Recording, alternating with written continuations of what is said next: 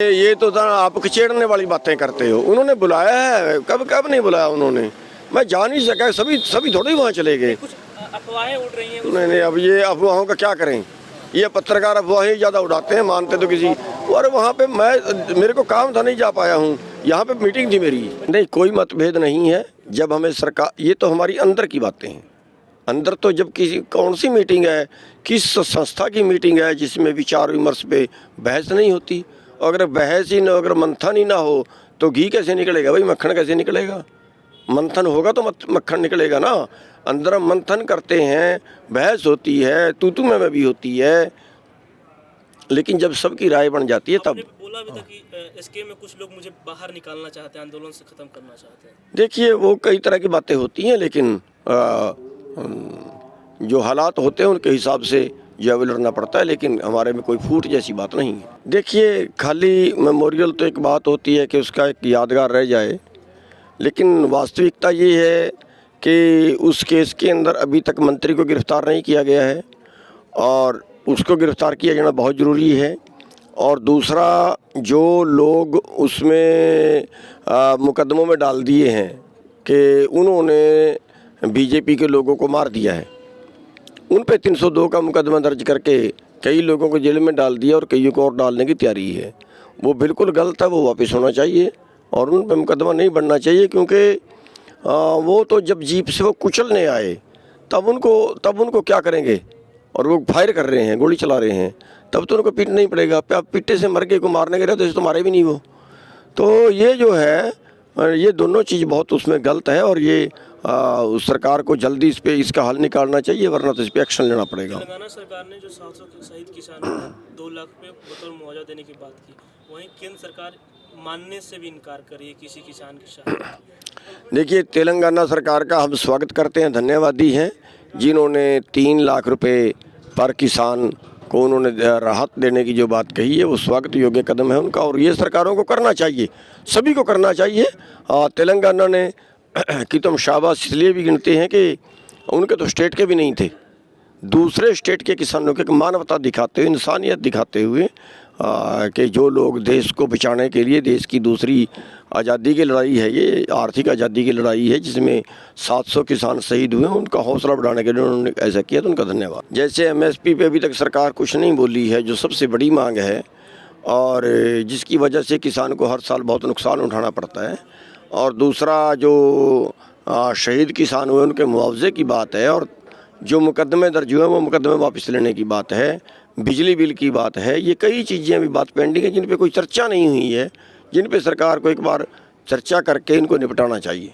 देखिए, हरियाणा में हज़ारों किसानों के ऊपर मुकदमे जो है लाठियाँ लगी हैं, सिर फटे हैं और 48,000 के करीब किसान हैं जिन पे मुकदमे दर्ज हो चुके हैं। तो और माफ़ी भी जो प्रधानमंत्री जी मांग रहे हैं, वो भी एक ड्रामा कर रहे हैं। माफ़ी ये मांग रहे हैं कि मैं किसानों को समझा नहीं सका, मेरी तपस्या में कमी रह गई। अब ये नहीं माने कि कानून गलत थे, वो कह रहे कानून तो ठीक थे, किसानों की समझ में नहीं आए।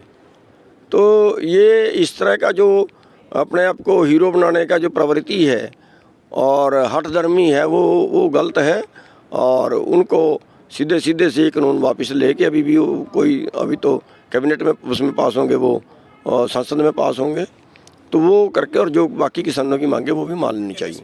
नहीं, गारंटी दे नहीं रहे ना, जुबानी गारंटी की बात नहीं है। कानून तो पहले भी देश में है, कानून ये कहीं कानून नहीं है कि कोई MSP तय कर दिया और फिर वो खरीदे कोई ना खरीदे, ये कानून पहले भी नहीं है।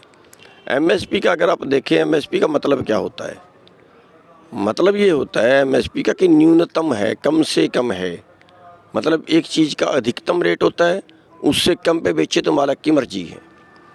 एक न्यूनतम रेट होता है कि इससे कम पर कोई खरीद नहीं सकता, लेकिन खरीद रहे हैं। सरकार की तरफ से कोई कार्रवाई नहीं, बस हम वही चीज़ चाह रहे हैं कि जो न्यूनतम आपने तय किया उससे कम हमें ना मिले।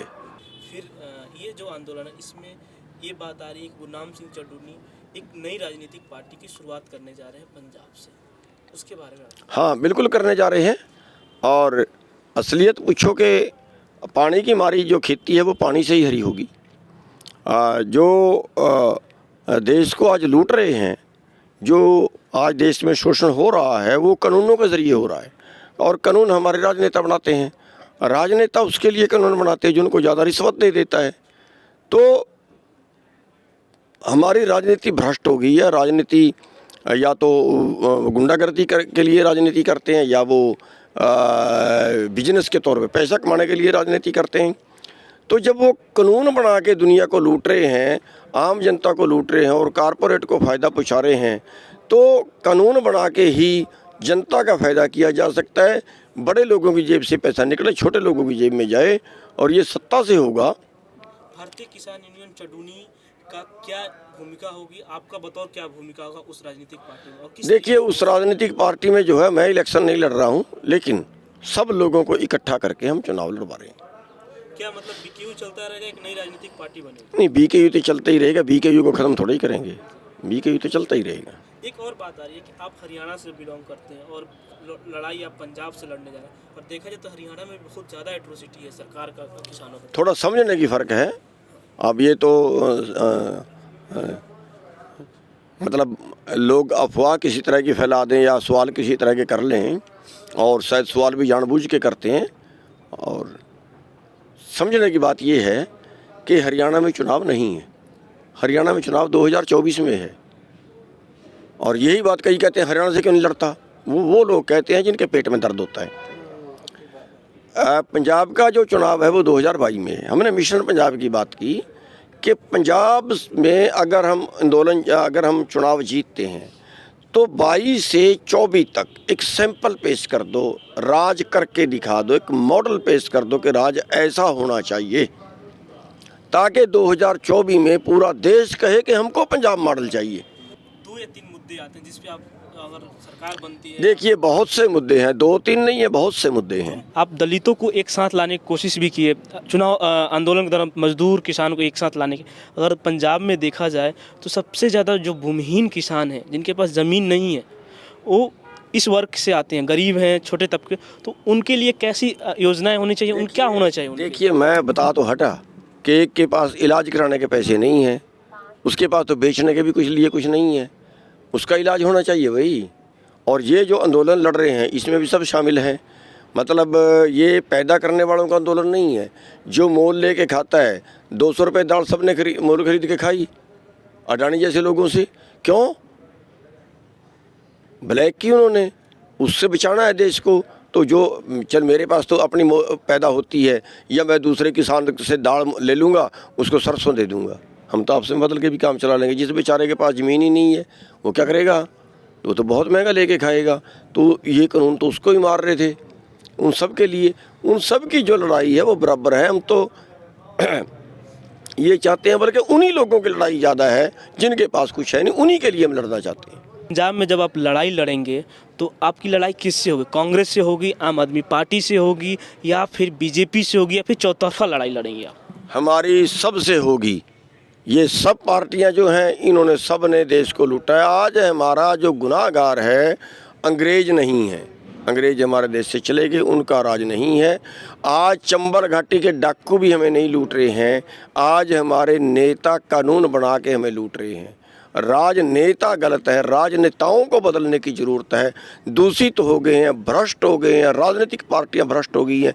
जो परंपरागत पार्टियां, ये रिवायती पार्टियां, इन सभी को भगाओ और नए लोगों को अपने बीच से, पंचायती उम्मीदवारों को, जो सही उम्मीदवार आपके हल्के में है, जनता अपना उम्मीदवार दे। सरकार से वार्ता अगर सरकार बुलाएगी तो जरूर जाएंगे, और नहीं बुलाएगी तो बैठे हैं। न गोदी मीडिया, न विरोधी मीडिया, न इसकी मीडिया, न उसकी मीडिया।